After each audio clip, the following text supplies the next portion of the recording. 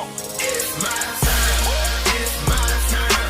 Last chance to get these things no lifeline. Don't let it sail out there, no stop my grind. Brighter than the sun, can't be outshine. It's my time. It's my time. I know you haters don't like my kind. Living fast forward, can't rewind. Inspiration and hope can come to you at just, and I mean just, the right moment. I was feeling very, very under the weather, very unmotivated, ready to just stop creating, stop writing, because I'm like, why am I still doing this all these years later? I'm not really making any inroads. I'm not really reaching people. I am getting maybe 24 views on a video or 13 views. Why am I doing this? I'm just wasting my time. And then something comes along and just reminds me of all the reasons that I create romance novels, all the reasons why I create videos, all the reasons why I get up every day. I made a discovery that put everything into perspective. Yesterday, while doing research, I came across a romance magazine, a comic book that was published in the 1950s. It's called Negro Romance. And yes, when I saw the title of the comic book, it threw me. But then I had to put things in further perspective. This book was written in the 1950s. And in the 1950s, African Americans were referred to as either colored people or Negroes. And it wasn't considered an offensive term back then, to my knowledge. However, we have moved on from that labeling, that title. We now call ourselves African Americans, or the younger generation calls themselves blacks. So, as I said, the title of the comic book threw me for a moment, but what drew me in was the fact that such a comic book existed during that period of time. And also that the illustrations were beautiful. They weren't the stereotypical types of drawings that you would be familiar with or that you would see back during that time.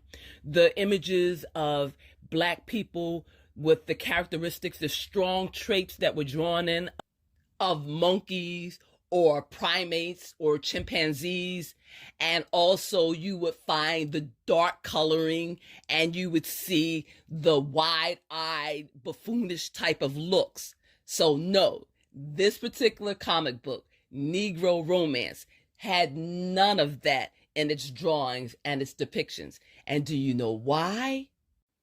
I believe it's because the young artist who drew these panels, these comic book panels, he was West Indian and his parents were considered black. Alvin Carl Hollingsworth was born in Harlem, New York City, and he began drawing at the age of 4, according to Wikipedia. By the time he was 12, he was an art assistant and was making a very strong impression in the publishing industry, in the comic book world. He has written under many pseudonyms, many different names, but his work is recognizable and he is getting credit for all the contributions he has done over the years in the comic book industry.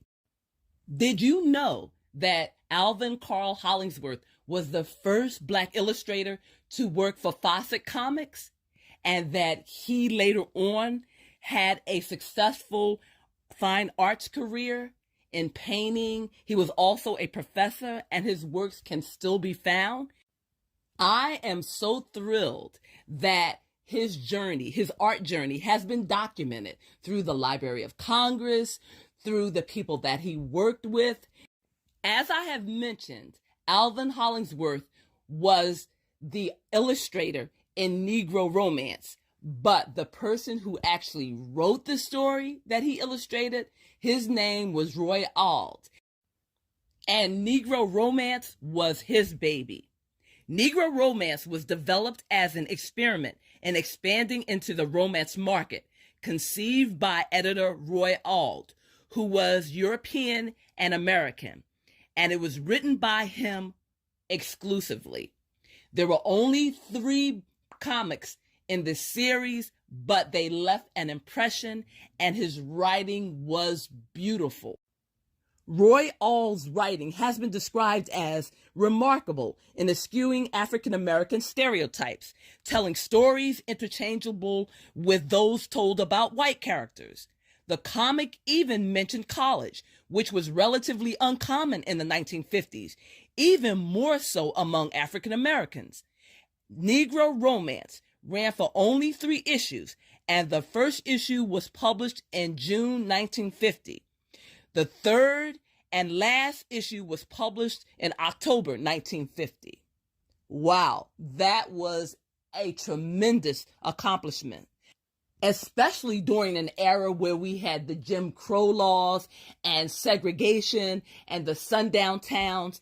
This was remarkable, and I am so happy and so pleased that it has been preserved and that we are able to pay tribute and to be appreciative of the artist, the editor, and the comic book publisher that took this risk, this challenge, and published over 100,000 copies.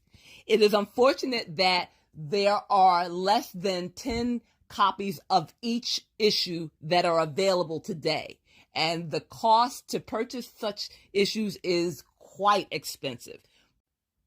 The second issue in this comic book series is available because it is in public domain. So if you have the opportunity, definitely check it out. You can Google search Negro Romance free domain or public domain, and it should come up, and you will be able to read all 3 stories in the second issue of Negro Romance. As I said in the very beginning of this video, I was very discouraged about continuing making YouTube videos and going on social media and talking about romance writing. For one, I feel like I have covered every area of writing that I could possibly cover, which is not true. I'm realizing that now. And 2, I'm not seeing the immediate response to my videos that I assume they would get. But then in seeing Negro Romance, I had true clarity. I realized that the videos that I am making now are not only for the current generation, but God willing, they will be around for future generations. And when those people are wondering what was going on in early 2000s or what was going on in 2024, they will have my videos, my books, my writings, my commentaries to give them a glimpse into my world. So that is why I mentioned the Library of Congress. I have several books that are registered with the Library of Congress, but now I'm realizing I need to have everything copyrighted with the Library of Congress, because in the event of my death, which will come at some point, it is inevitable, and I'm not trying to be morbid. However, because my material is registered with the Library of Congress, my writings will at some point become public domain. And those people who may hear something about me will be able to trace my writings and will be able to get a glimpse into my world, into my thinking. And I feel that is so important. It is so important to leave a legacy of writing for the current generation as well as the future generation.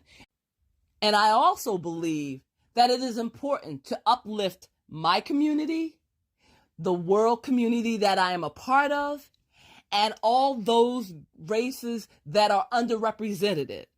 Because I'm looking at this particular comic book that was published in the 1950s, but someone had the forethought, someone had the desire, and obviously money was a part of it, but they had a desire to create images of Black people, of colored people, of Negro people that were inspiring and uplifting. And I want to do the same. So it's all